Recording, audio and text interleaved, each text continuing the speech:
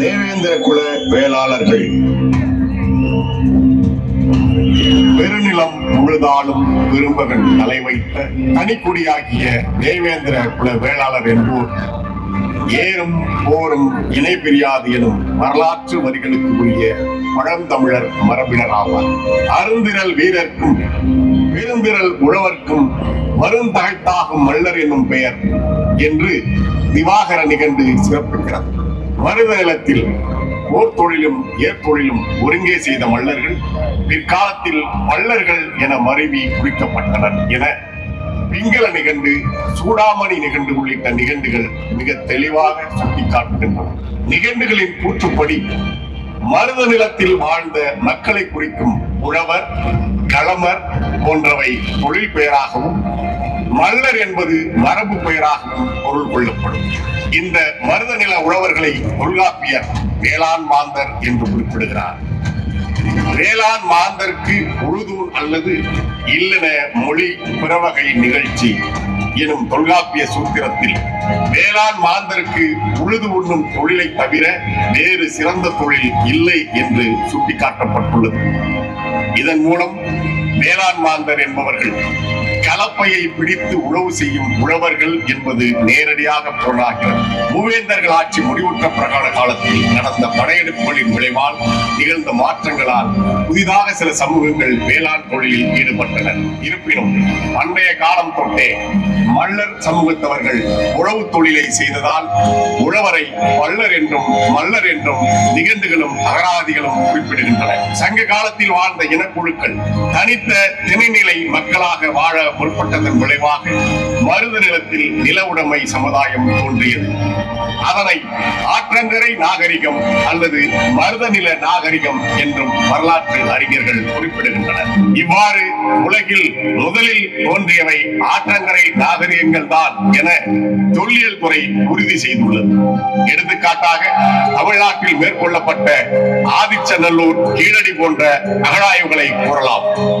அதன் வளர்ச்சியாக ஊர், நகரம், பட்டினம் என பல பரிமாற்ற நிலைகளையும் கடந்து அரசியல் தோன்ற காரணமாக அமைந்தது ஆற்றங்கரை நாகரிகம். இந்நிலத்தில் குடும்பர் என்ற சமூகம் இன்று வரை வாழ்ந்து வருவது இக்கூற்றை மேலும் உறுதி செய்கிறது. மருத நிலத்தில் உழவு சிறப்புற்று வளர்ச்சி அடைந்ததன் விளைவாக உணவை மையப்படுத்திய கைத்தொழில்கள் பல்கி பெருகின. இத்தொழில்களை மேற்கொண்ட மக்களை 18 குடிகள் என்று வரலாற்று அறிஞர்கள் கருதுகின்றனர்.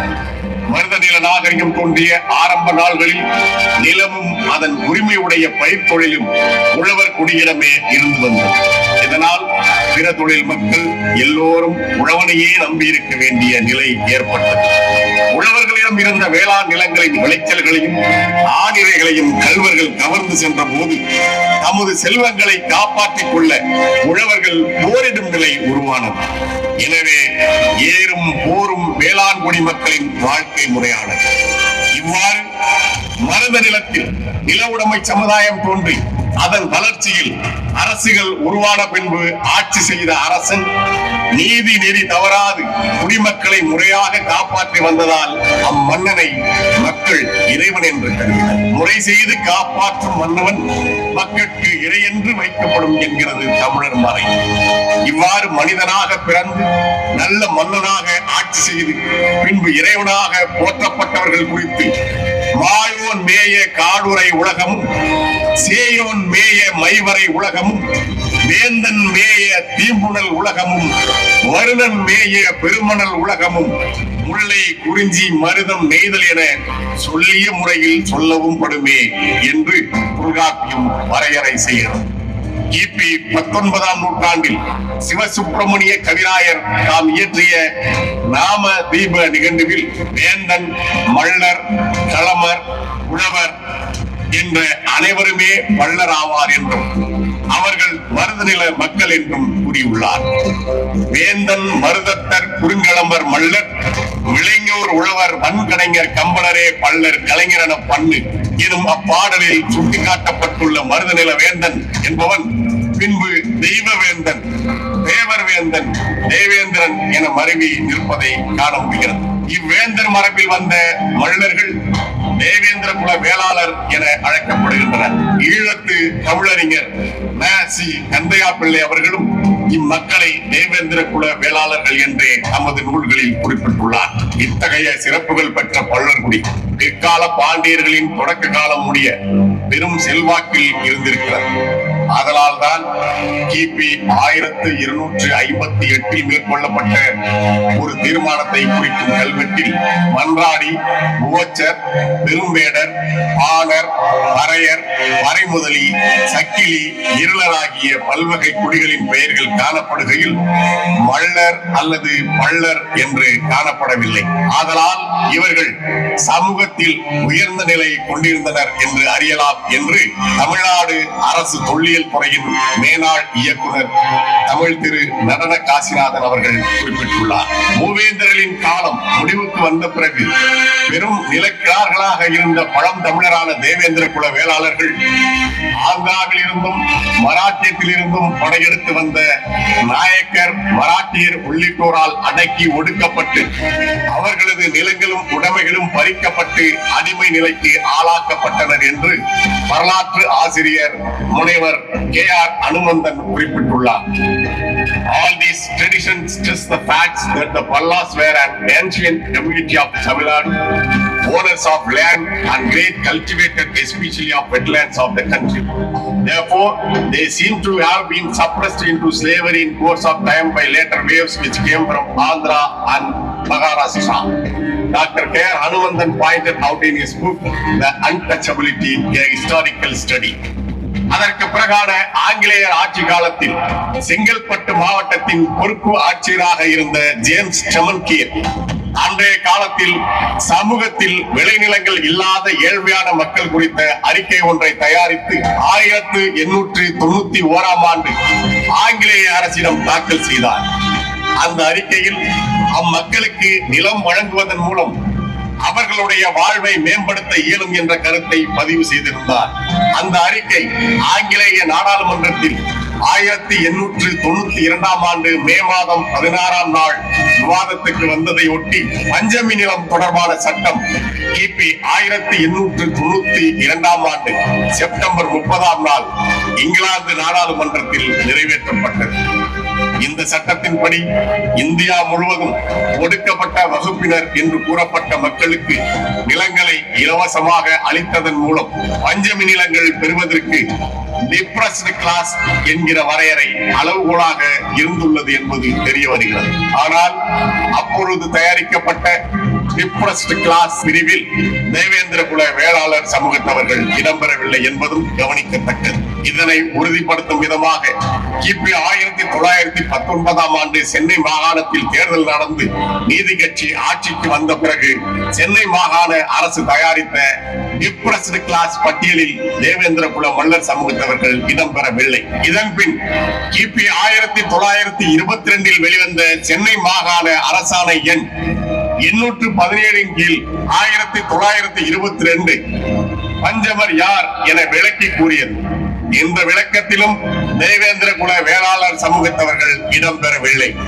இவ்வாறு பஞ்சமர் பட்டியலில் இடம்பெறாத தேவேந்திர குல வேளாளர்கள் சமூகத்தவர்கள் அரசு கொடுத்த பஞ்சமி நிலத்தில் வாழ்கிறார்கள் என்ற கூற்று முற்றிலும் தவறானது என்பது இதன் மூலம் உறுதியாகிறது. மேலும் ஆங்கிலேயர் ஆட்சியில் சொத்து வரி செலுத்துபவர்கள் மட்டுமே தேர்தலில் போட்டியிட முடியும் என்ற சட்டம் இருந்தது. அதன் அடிப்படையில் கிபி 1926 திருத்துறைப்பூண்டி தொகுதியில் சட்டமன்ற உறுப்பினராக தேவேந்திர குல வேளாளர் சமுதாயத்தை சேர்ந்த மரியாதைக்குரிய தியாகு வயற்காரர் அவர்கள் போட்டியிட்டு வெற்றி பெற்றுள்ளார். இதன் மூலம் ஆங்கிலேயர் ஆட்சி காலத்தில் இத்தொகுதியில் சொத்து வரி செலுத்திய பல தேவேந்திர குல வேளாளர் குடும்பங்கள் வாழ்ந்தனர் என்பது உறுதியாகிறது. அதே போல் இச்சமூகத்தவர்கள் அறுவடை செய்த நெல் முதலான தானியங்களுக்கு வரி கட்டியுள்ளனர். இவ்வரியை ஆங்கிலேய அரசு பள்ளர் வரி என்று குறிப்பிட்டுள்ளது. தி பள்ளர் வரி.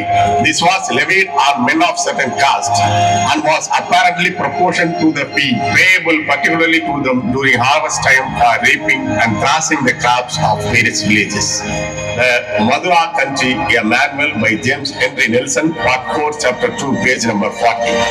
இதன் மூலம் ஆங்கிலேய ஆட்சி காலத்திலும் அரசுக்கு வரி செலுத்தும் அளவுக்கு உயர்ந்த நிலையில் தேவேந்திர குல வேளாளர்கள் இருந்துள்ளனர் என்பது தெளிவாகிறது.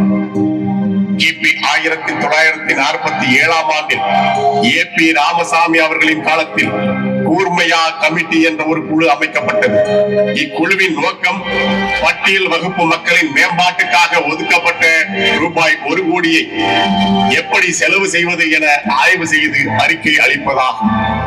இக்குழு பள்ளர்களுக்கு இப்பணத்திலிருந்து எதுவும் செலவு செய்ய வேண்டியது இல்லை, சமூகத்தில் அவர்கள் நல்ல நிலையில் உள்ளார்கள், தேவேந்திர குல வேளாளர்கள் தீண்டாமை அனுபவிக்கும் மக்கள் அல்ல என்ற கருத்தை கூர்மையா கமிட்டி அரசுக்கு பரிந்துரை செய்துள்ளது. அதே போல கிபி 1998 ஆண்டு சென்னை பல்கலைக்கழகத்தின் சமூகவியல் துறை பேராசிரியர் முனைவர் ஏ. கருப்பையா அவர்களும் அவரது குழுவினரும் சேர்ந்து ஆய்வு செய்து land and the cost in a south Indian village என்ற நூலில் தென் தமிழ்நாட்டில் உள்ள மொத்த விளைநிலங்களில் பெரும்பான்மையானவை தேவேந்திர குல வேளாளர் சமூகத்திடம்தான் இன்றும் உள்ளன என்று தெரிவித்துள்ளனர்.